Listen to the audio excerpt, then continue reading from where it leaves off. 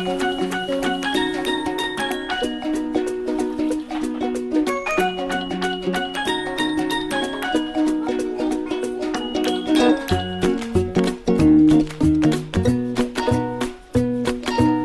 guys, welcome back to my channel. Don't forget to subscribe and click the notification bell for more update videos.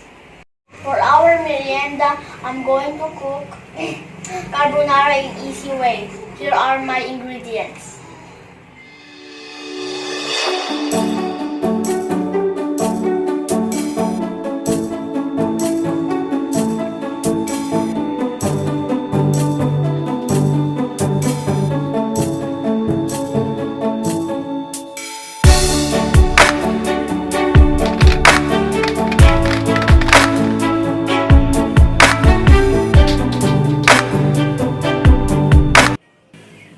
In a boiling water, apply some oil to prevent it from sticking.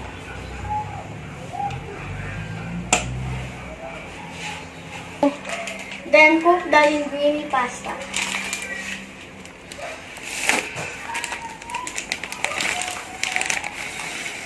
In the other casserole, we will make carbonara sauce. First, melt the butter.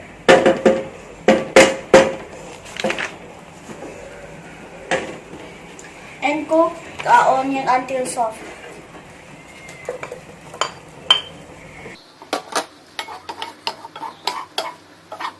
Next, the mushroom and the honey.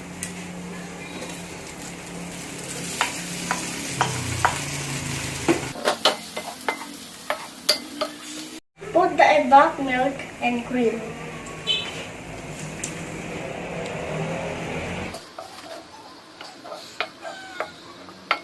It's boiling, add the chicken nor cube to make the taste even better.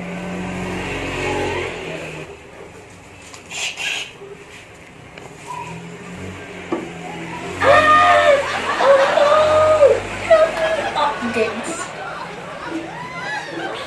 Salt and pepper.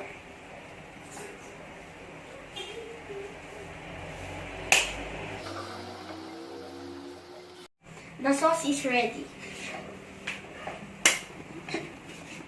In a small pan, cook the bacon until crispy fried.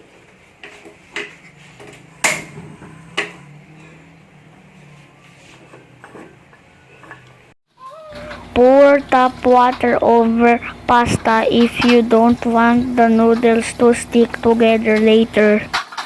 Ready to garnish.